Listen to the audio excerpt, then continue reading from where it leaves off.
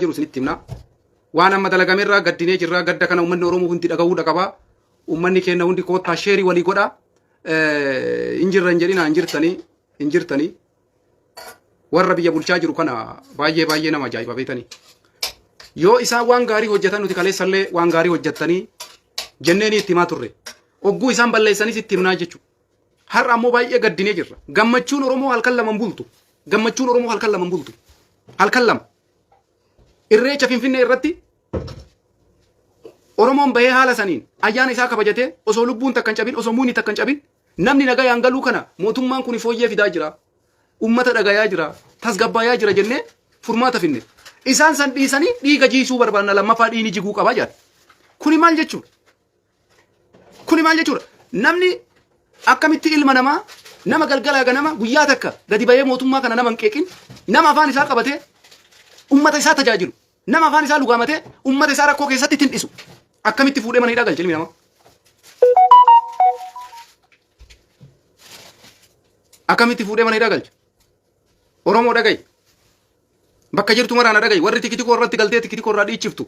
Warri tikitikoo irratti galtee maqaa kan taane waliin baasee wal arrabsitu. Waan argatte waan duulteef itti baate kootu sitti himna.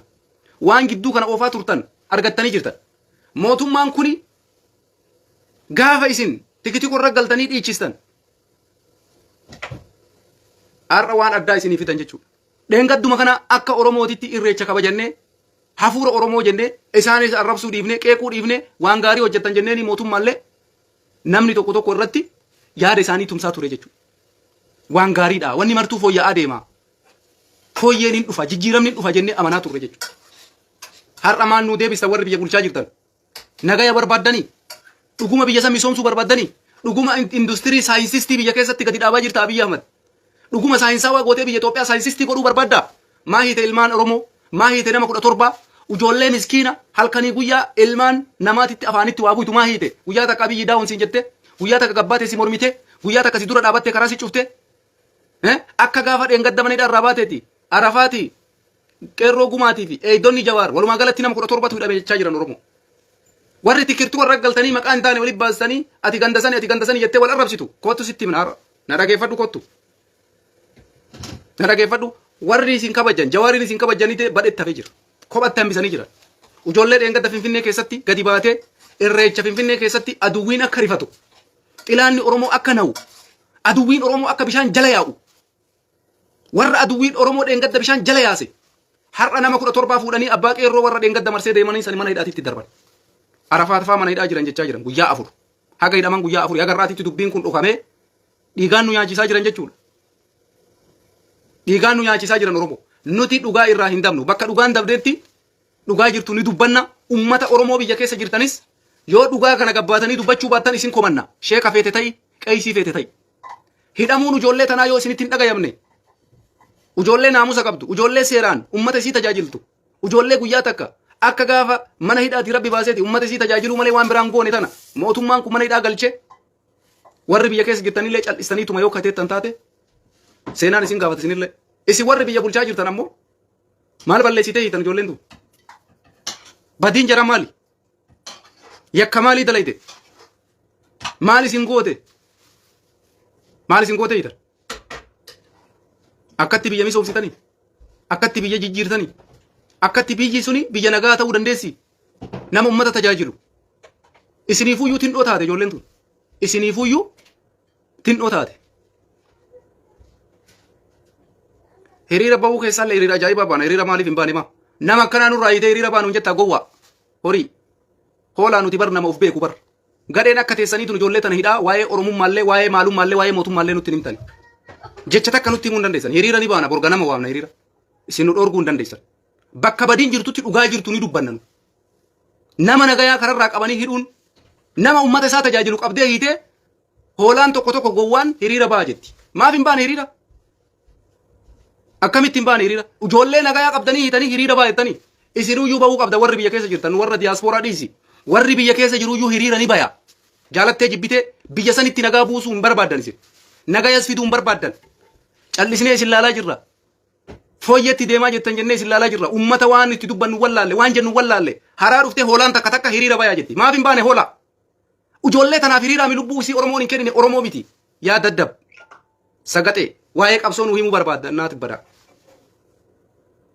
dhugaa jirtu siif himna jechuudha nuti dantaa takka hin qabnu bakka dhugaan dabdetti eenyuyyuu hin sodaannu dhugaa siif himna waa'ee hiriiraa isin turutti hima warra biyya keessa jiru iyyuu ni baafna warra biyya alaa jiru dhiisi maaf hin baafne dirooniin keessan oromoo irratti illee haa dalagume gaafa san ilma oromoo dirooniin rukutaa ilmaan oromoo kutaa hunda keessa dirooniin rukutaa oromoo biyya bulchaa oromoo bulchaa jirraa isin laallamee akka isin biyya san bulchitan bakka hundatti diroonii fayyadamnaa namni yoo gabbaa'e dirooniin rukunnaa hin bobbaasta waraana lafoo bobbaasa lubbuu ijoollee tana mana hidhaatii keettanii nageenni bu'u takka illee hin jiru nageenni bu'u takka illee hin jiru gadheetu ijoollee tanarraa hafa yartutu ijoollee tanarraa hafa sagaxeetu ijoollee tanarraa hafa si galee gowwaa soqadhu nama nagayaan karaa keessa deemu nama kaan shanee jettanii fixaa jirtan shanee qallabda jettanii fixaa jirtan maa fiitan jara kana ijoollee miskiina mootummaa kanarraayyuu ba'aa taatee waan sila mootummaan godhu godhaa jirtu ijoollee mootummaa kanarraayyuu ba'aa taatee gammoojjii baalee keessa deemtee rakkatatti afaanii waa buyaa jirtu hiitee hiriira bahinaan jetta hoolaadhaati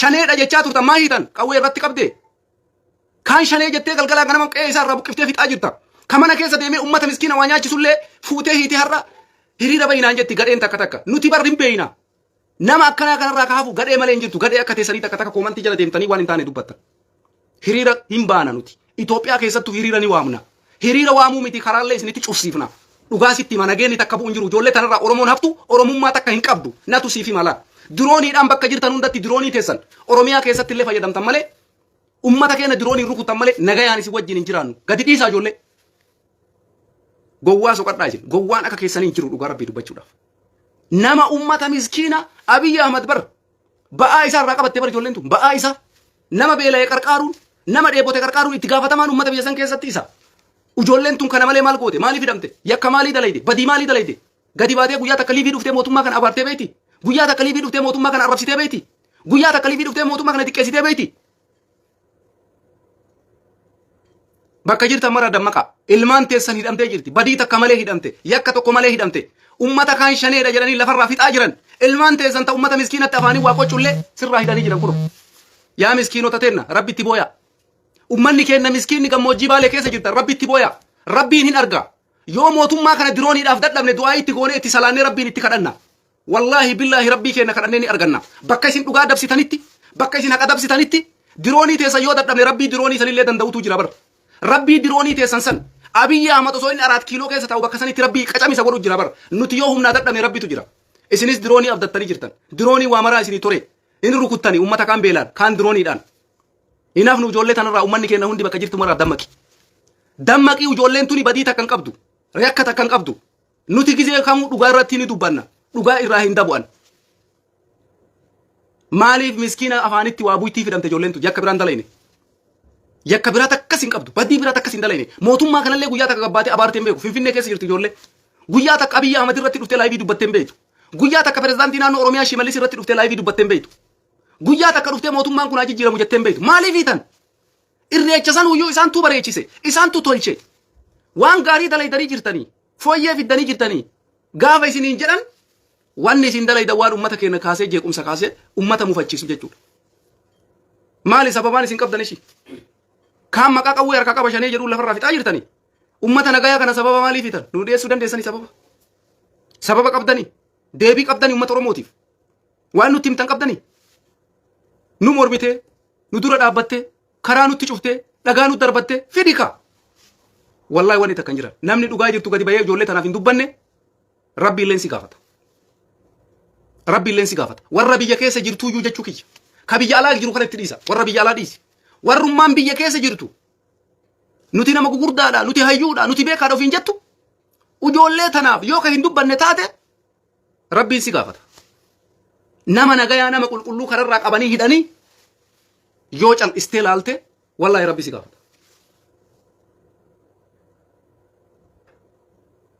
du'aayin jarana waa maraa ni dandeessi garuu ummanni miskiinni sun du'aa isinitti godha ummanni beelayaan isaan qarqaaran sun du'aa isinitti godha rabbii olii miti isin jaran yooma haga feetanillee meeshaa waraanaa qabaattan yooma haga feetanillee diroonii qabaattan mallas zeenaawii oromoo miti ka aangorraa kaase qawweenii miti ka injifatame rabbii dachiif samii uumetu isa fuudhe Abiyyi Ahmad ati rabbii olii miti Shimallis Abdiisaa ati rabbii olii miti Adaanech Abeebee ati rabbii olii miti Rabbii isin uumee har'a akka isin hafuura baafattan isin godhu kanaan isin kadhanna.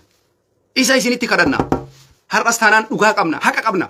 Ijoollee tana miskiina baraaruudhaaf halkanii guyyaa ijoollee fiidu qabdanii hiitanii humna waraanaa qabna. Humna gahaa qabna. Bakka jabaattetti diroonii qabna. Namni nu dura dhaabatu hin jiru. Rabbitu jira kasi dura dhaabatu. Rabbitu jira kasi dura dhaabatu. Mee akkatitti rabbiin bira tartu laalla. Warri har'a gadi bahee nu arrabsullee maaliif akka nu arrabsitan nuun galu? Maaliif akkas jala fiidee komantii iyyitu nuun galu?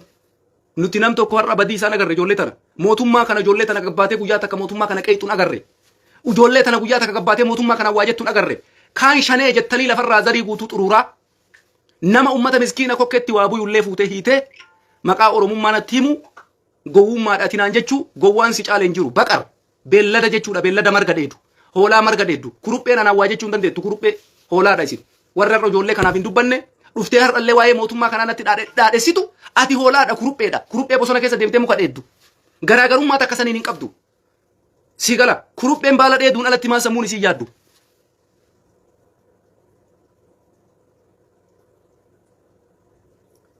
Badii isaanii hin beeknuun hin agarre. Yakka maalii dalagan? Maali badiin isaanii? Ummata isaanii wajjin bayanii irreecha irreeffatanii kabajaan bashannananii irreecha geggeessuu rakkoo qaba. Uffata bareedaa uffachuu rakkoo qaba. Uffatuma san irratti ceemitan, uffatuma san irratti naaftan, uffatuma jarri akkasii uffatanii dhaabbatan santu garaa isin gube. Waan biraatiif hin bar. Mootummaa kana mormine, mootummaa kana hin qeeyne. Gadi baatee liibiidhaan mootummaa naannoo Oromiyaan arrabsine.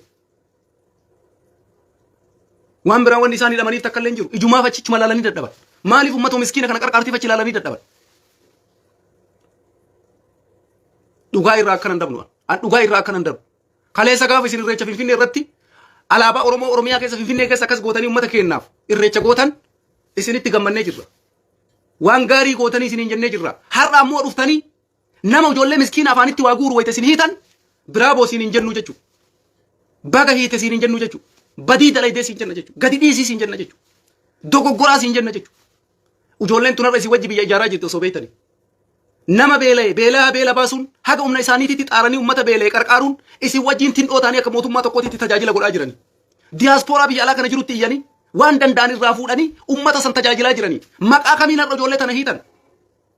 Ilma namaa kaan maqaa ishee dachirraa xuruurtanii shanee itti baastanii lafarraa machan.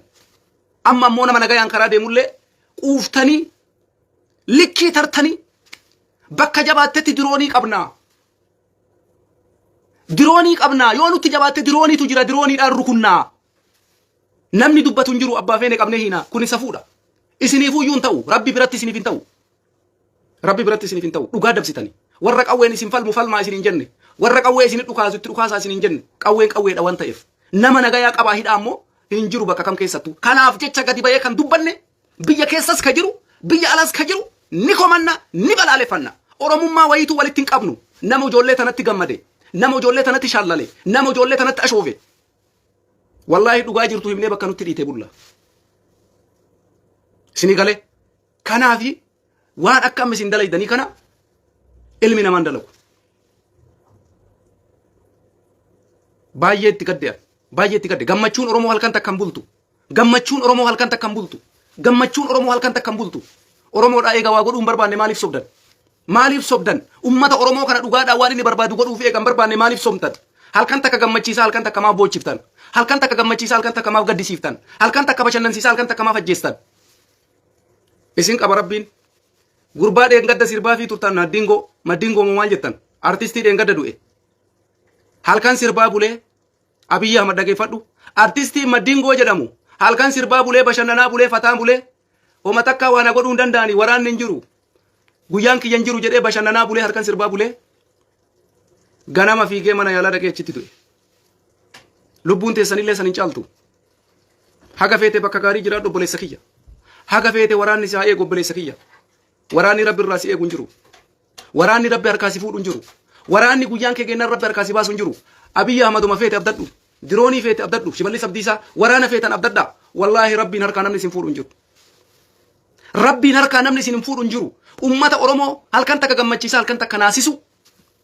Ilmaan Oromoon jaalattu keessaa fuutanii funaantanii ijoollee tana garaa nu gubu. Rabbitti isin dhiifannee jirra. Humna hin qabnu. Akka keessan diroonii hin qabnu. Akka keessan poolisii leenjifannee hin qabnu. Garuu nu gubdanii rabbi isin haa gubu. Nutti taphattan, nutti ashooftan, meeshaa nu godhattan. Galgala ganama Oromoo warra gammachiiftanii borumtumaa naachiftan. Galgala gammachiiftanii ganama boochistan. Gaafa kaanii Oromoon ilmaan abbaa gadaati lakka waliin jedha. Isinoo itti ashooftan, nutti qalladdan, nutti taphattan, nutti ashooftan. Maa isin rabbiin isin hin qabu? Rabbiin isin hin qabu? Ummata barahaa keessaa dhumaa jiru san harka rabbitti ol qabaa jennaan abboo. Inshaa Allah. Ummata akka isin godhuu hin dandeenyu nu. Ummata ijoolleen tuni halkanii guyyaa afaanitti waa buutu san warra humna rabbi itti kenne warra diroonii qabutu isinirraa hidhe. Warra diroonii qabutu iyyuu warra qawwee qabu warra poolisii qabutu ijoollee afaanitti waa buutu isinirraa hidhe. Rabbii keessanitti harka ol qabaa jennaan. Inshaa Allah. Wallahi rabbiin miskiina jalaa ni dhagaya. Rabbiin miskiina jalaa ni dhagaya. Ijoolleen tun har'a qawwee qabattee isin dura hin dhaabanne. Gadi baateetiniin isin hin arrabsine. Gadi baatee waa isiniin hin jenne.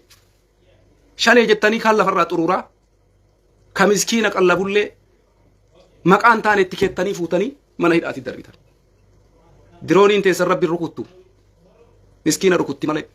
Diroonii teessan rabbiin rukuttu. Rabbitu jira. Ka isinillee uume carraa aangoo kana ka isinitti kenne akka isin mootummaa taatanii nama ajjeeftan ka carraa kana isinii kenne rabbi. Isinirraa fuudhuu danda'a rabbiin carraa kana. Isin harkaa fuudha rabbiin nuti rabbiin alatti abdii takka umarraa iyyuu hin qabnu. An nama takkan abdadhu. Nama takkarraa abdii hin qabu. Nama ajjeesuudhaaf qophooftanii jirtanis. Ummata lafarraa fixuudhaaf qophooftanii jirtanis. Eeka. Garuu dirooniin teessan ummata rukutti malee rabbi rukutuu hin dandeessu. Rabbiin ammoo carraa isinii kenne. Hagam isin akka quuftanii nama ajjeeftan carraa isinii kenne rabbi. Ajjeechaa namaa kanarraa laalaniif duuba deebanii dhaabbatammoo nafsee namaa tana baasuu nama hidhuu nama dararuu jarri kulitti fuuqa jedhu rabbiin carraa isinii kenne. Badii isin dalaydan hunda guyyarraa galmoofti bar. Yakki isin dalaydan hundi guyyarraa galmoofti bar. Kaleessa nu gammachiiftanii har'a nu naasiftan. Oromoon wayyaa'ee jira. Fooyyee fidee jira. Guyyaa isaa kabajatee jira. Nagayaan qeeddeebi'ee jira jennee gammannee turre. Nagaya maaliin qeeddeebi'e Oromoon adaa jabaa isiin qabdu keessaa guuranii. Ijoollee uummata isaa tajaajiltu keessaa hidhatti guuranii. Hagarraatitti informeeshinii takka nu jala awwaalanii. Namni waan takka dhagaye hin jiru. Guyyaa afraffaadha ijoolleen tun akka hidhamte har'a. Guyyaa afraffaa. Eeydonni Jawaar Muhammadillee walumaan hidhaman jedhan. Dhageeffadhaa hundi keessanuu. Warri garaa garana deemtee ani ganda sani ani achii bahe ati achii baate jettee galgala ganama olii gad utaaltu baga sitti tole baga dassi jedhe. Baga dassi jedhe warri gara tikootiin waan hin taane gidduu kana dalagaa jirtan waan argattanitti baatan aseyyoo baga milkooftan. Baga gammaddan. Baga gammaddan. Kanaafi ummanni kenna hundi ijoollee tanaaf har'a dargaggeessi fayyaa qabdu ka lubbuu qabdu tattaafadhu bakka jirtu mara. Nutis qabsoo kenna itti fufna. Haga isaanis nu ajjeesanii haga dandeenyu nu qabsoofna. Haga dandeenyu ijoollee kana sagalee bitaa. Isaan qofaa miti ka hidhame irra Jawaarillee wajjumaanidhaa jira. Dheengadda gaafa Finfinnee keessatti Jawaar irreecha deemu ijoolleen tun gaachana taatee fi bitaa mirgaan isa afoo dhaabbattee irreecha geggeessite. Har'a isaanidhatti guuran nama 17. Jawaarillee har'a kophaa jira. Waan inni keessa jiru nam tokko quban qabu. Nam tokko quban qabu. Wanni marti dhokattee har'a dho'isaadhaan uummata keenya irratti dalagaa jira. Kanaafi sa'aatii ammaa kanarraa dhageeffattee warri na dhageeffachaa jirtu tikiti korratti baatee maraattee akka hoolaa ka wal arrabsitu akka re'ee ka mar'attu ijoollee tanaa sagalee ta'e. Ilmaan teettu sirraa hidhame har'a warra miskiina qallabu sirraa hidhame warra biyya keessa jiru uummata keenya gammoojjii baalee ka isaan afaanitti waa bu'an san bilbila itti hima. Du'aayii akka rabbii isaanii kadhatan. Du'aayiin isaanii lafan buutu. Yaa rabbii kiyyaa haa jedhan. Warra afaan isaan qabe kana rabbiin akka afaan qabu haa kadhatan. Waan takka harkaan qabu manisu. Nullee uummata akka harkaan qabnu. Akka Abiy Ahmad diroonii hin qabnu. Waraanas leenjifannee hin qabnu. Garuu rabbiitu jira. Rabbii keenyarraa abdii hin murannu. Akkuma gurbaa dheengaddaa sani Abiy Ahmad illee. Maddiin goon ati jaalattu gaafa inni du'e gadi baatee maxxansite. Dhukkubsatee hin duune. Rakkatee hin duune. Ati hin ajjeefne hidhamee hin duune guyyaan isaa gahee jennaan du'e. Halkan sirbaa bulee ganama. Ijoollee tana hiitee rabbiin sillee sima bira jira bar. Rabbiin halkanii guyyaa si bira jira. Waraanni kee rabbi harkaas hin fuudhu. Adaanech Abeebee Shimallis Abdiisaa. Dirooniin teessan rabbiin harkaa isin hin fuutu. Dirooniin teessan rabbi harkaa isin hin fuutu. Guyyaa rabbii tokko isin dhufaa jira. Atattamaan gadhiisa. Garaan ummadeessina. Hingaya ka kaleessa nu gootan. Seenaa kaleessa nu gootan hingaya. Lammaffaarra deebiftanii hin dalagina. Ummata Oromoo hidhaa baastanii hidhatti hin dachaasina. Oromoo lammaffaa deebistanii gara madeessina. Ka kaleessa dalaydanuyyuu ummanni dhiifama isin hin goone. Lammaffaa gara ummata madeessuudhaaf ammallee rakkoo ummata ijoollee ummata tajaajiltu. Qabdanii hidhuun Itoophiyaa saayinsistii goonaa. Itoophiyaan akka saayinsistii taatu hin jirtu. Itoophiyaan akka saayinsistii taatu takka illee hin jirtu. Nama nagayaa nama biyya ijaaru. Nama ummata qarqaaru. Nama ummataaf wanni jedhu. Hidhaa. Ka akka mootummaatitti simbira dhaabatee nama beela'eef. Sagalee isaatiin iyyee qarqaarsa godhee fi nama beela'e afaanitti waa bu'u hidhaa. Itoophiyaa saayinsistii goone Itoophiyaa ceesifna. Itoophiyaa duratti oofna jechuun. Kuni waan ta'u miti. Kanaaf ijoollee hiitanii ka. Hiika. Nama Oromoon jaalatu hidhaa Oromoo irraa waan eegina. Nama Oromoon jaalatu balleessaa Oromoo irraa waan eegina. Hayyoota Oromootiiti duulaa hayyoota Oromoo irraa waan eegina.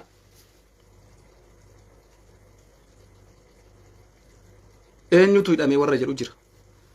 Namoonni hidhaman jarana eeyitoota Jawaar Mohammad walumaa galatti nama 17 hidhame. Ijoolleen tuni hundi ijoollee dheengadda Finfinnee keessatti Jawaar Mohammad marsanii deeman keessaa eeyitoota isaa haaraa waluma qabamanii hidhaman.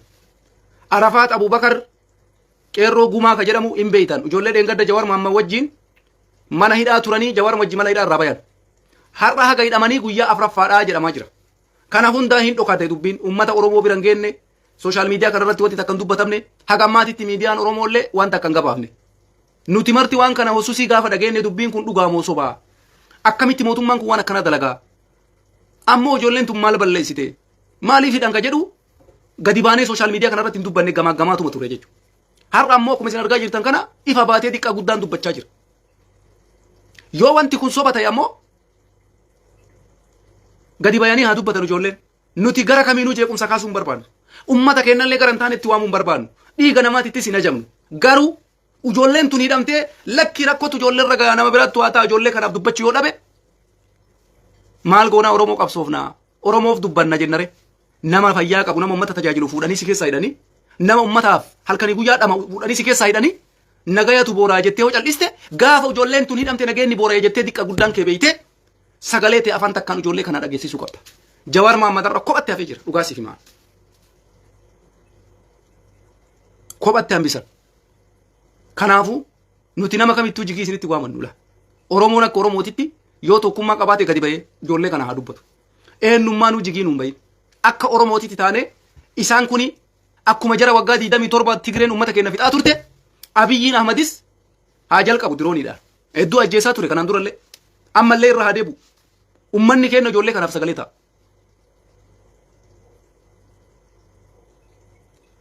Madda amanamaa ta'uu baate waliigalatti wanti jiru kana. Ani qabatamaan nama isaan beeku nama hidhamuu isaanii beeku dubbiseen beeku. Waan hin jirre isinitti himu dhugaa jirtu dhagayeetu tana. Hidhamanii jiranii erga hidhamanii guyyaa 4 waliigalatti nama 17tu hidhame. Eeydonni Jawaar Mohammad haaroofnis hidhamanii jiran ka jedhu odeeffannoo sooshaal miidiyaa kanarratti argaa jirtan jechuudha. Bakkeen isaan itti hidhamanis irreecha Bishooftuu jedhamaa jira jechuudha. Kana maraayyuu quban qabnu jedhan. Nuti yoo rakkoon hin jiraanne yoo manni keenna badiin qabaanne ol kaanee sooshaal miidiyaa irraa akka maraattuun iyyinu garuu haga lubbuudhaan jirru osoo ummanni keenya ijoolleen tun hidhamtu ijoollee tana callisnee ilaaluun salphina guddaadha. Isa kanaaf jecha hundi keessanuu warri tikiti qorraa iyyitan maqaan taane walitti baastanii garaagaraan wal arrabsitan ummata kanaa sagalee ta'a ijoollee tanaa sagalee ta'a. Isinii gala warri irraa koomantiin taane barreessitan guyyaan tokkoon dhufa guyyaan isinillee itti gaafatamtan hin irraanfatina. Mootummaan wayyaanee waa waggaa 27 ummata godhaa tureef itti gaafatamaa jira. Atis warri irra dhuftee ijoollee miskiina tanatti gammaddu guyyaan itti gaafatamtu tokko fagoo hin jiru jechuu kiyya. Kabadii dalage hundi isaa ittuma gaafatamaa jira. Kayakka dalage hundi isaa ittuma gaafatamaa jira. Isin warra irra biyya bulchaa jirtanis guyyaa aangoon keessan isin harkaa fuudhame itti gaafatamuun ooltan. Akka har'aa kanaa miti. Isa kanaaf jecha waan badii kaleessa dalaytanirraa akka barattan jennee osoo isin eeynu lammaffaa dogoggora biraa dalaguudhaaf wayita isin qophooftan hedduu itti gaddine. Hedduu itti gaddine warra biyya bulchaa jirtan. Hedduu itti gaddine. Nama waa takkan balleessin lafa ol kaatanii hidhuun kuni dhugaa rabbi dubbachuudhaaf waan baay'ee nama gaddisiisuudha. Baay'ee natti dhagahame baay'ee na gaddisiise. Kanaaf bakka jirtanii ka'aa sagalee keessan dhageessisa. Uummanni Oromoo biyya alaa kana keessa jirtus sagalee kee dhageessisi. iyya dabarsi hundi keetu ijoollee tana sagalee ta'a. Kana caalatti wanni isin jennu takka illee jiru. Ijoollee tanaaf sagalee ta'a. Isinii galee wanti biraa wanni isin jennu jiru. Namoonni gurguddaallee beekamtii qabdan. Dubbadhaa ijoollee tana. Dubbadhaa fi dhugaa dubbattanii hidhamuun seenaadha. Warra kaan qawwee qabateedhanii isinitti duulaniif diddan. Ijoolleen kun qawwee qabattee hidhamte. Seenaa jalaayyuu ba'uudhaaf dubbadha. Seenaan akka isin gaafanneef dubbadha. Guddina keessanillee akkasitti beeyna. Jabooma keessanis akkasitti beeyna. Gaafa isin ijoolleen tun hidhamte cal'istan nama birattis rabbi birattis hin tuffatamtan. Kanaafuu seenaa jalaa ba'uudhaaf ijoollee tanaaf dubbadha. Kanaafi ummanni Oromoo hundi dubbii kana isiniin jennee jirra. Bakka jirtan mara ijoolleedhaaf dubbadha.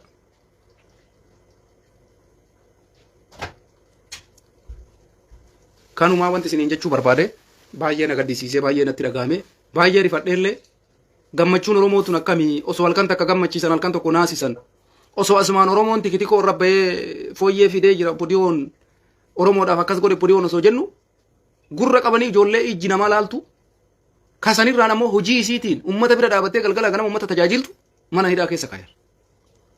Baay'ee nama gaddisiisa hojiin keessa wallaahi warra biyya bulchaa jirtan baxaam itti gaddeera. Addunyaa kanarratti argeen beekan nama tajaajilu mootummaa hidhu mootummaa Itoophiyaa malee argeen beekan.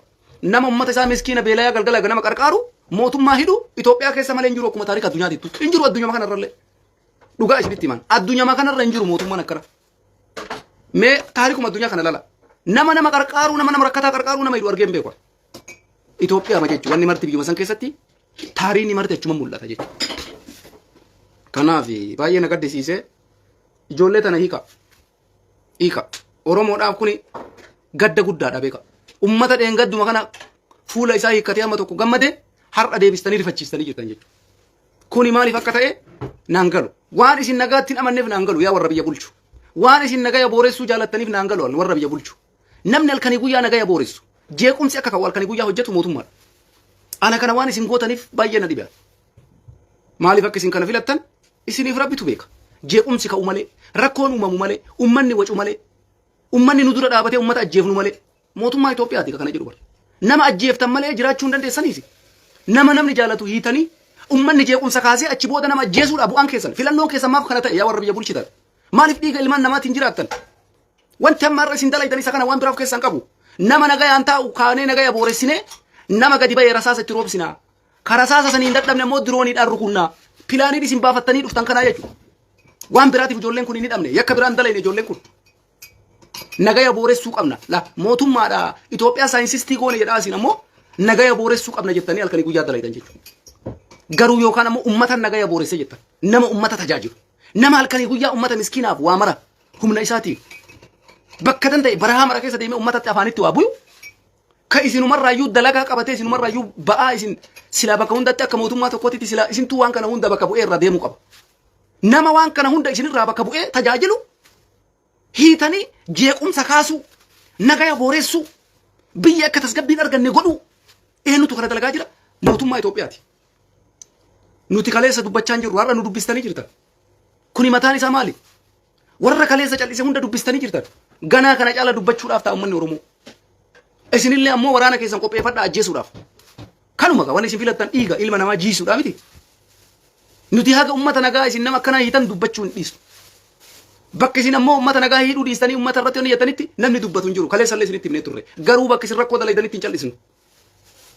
Nama nagayaa isin fuutanii osoo qabdanii ajjeestan. Osoo isin qabdanii hiitan namni callisu hin jiru. Namni fayyaa qabu. Namni sammuun isaa dalagu hin callisu. Kanaaf warri biyya keessa jirtanillee ijoollee tanaafis namoota hidhaman hundaafis itti gaafatamummaa qabdan dubbadhaafi. Seenaa jalallee bahuudhaaf dubbadha. Namni ijjiif dura nu laaltu namni xiqqoo namummaa qabdan dubbadhaafi. Yoo san ta'uu baadda ammoo isinillee hin komatamtan jechuudha. Humna teessan sagalee keessan ijoollee kana dhageessisuun dirqama keessan. Warra kaayyoo isin sagalee taataniif maqaa isinif baasanii isin ajjeesan dhuga. Kana ammoo maal jetta yoo duutanillee haqa qabdan asirratti. Badii takkan dalayne ijoollee nagaa kararraa fuudhanii hidhan maaliif hiitan jettanii gaafachuun lubbuu teessanoo osoo isin baasanii kara sirrii irratti duutan jechuudha. Shahiideedha isin. shahide sababan qabdan nama nagaa maa hiita mootummaa nagaa booresitettee mootummaa gaafattee yoo duute rakkoon qabu jechuudha. Komantii dubbisi maal komantii bareeda barreessaa jirtanii komantii dubbisa. Maal barreessaa jirta komantii maalii barreessaa jirta dubbisa mee maal dubbisa. Komantii arraba qatechi waan hin taanes dubbatu kana dubbisaan waan qunna garii qabu barreessi. Ijoolleedhaa sagalee ta'i as jala deemteen arrabsite mootummaa jeequmsa kaasu halkanii guyyaa lubbuu nama baasuudhaaf inqisiqaasee godhee sochii godhee uummata kakaasee dirooniidhaan rukutuudhaaf mootummaa pilaanii baase komantii jala deemeen arrabsa. Kanaafi ijoolleedhaa sagalee ta'a. Ani waan isin jedhu kana waan biraallee jechuun barbaadu garuu mootummaan ana naa galuu dide waan isin nagayaan filanneef waan isin nagayaaf qophoon ta'iniif na dhibe warra biyya bulchaa jirtan baxaam na dhibe keessattuu wanta isaan isin dalagan kara kamiinuu namni nagaya booressu akka mootummaa taate ifa jechuudha. Argaa jirra kun ummata cal'ise hunda har'a namni lafaa kaasee akka ummanni dubbatu godhe isin jechuudha. Ummanni cal'isee jira namni maraataa miti ka lafaa ka'ee waa jedhu garuu ijoollee tana hiitanii akkamitti ummanni Oromoo cal'isee ta'a. Akkamitti cal'isee ta'a ummanni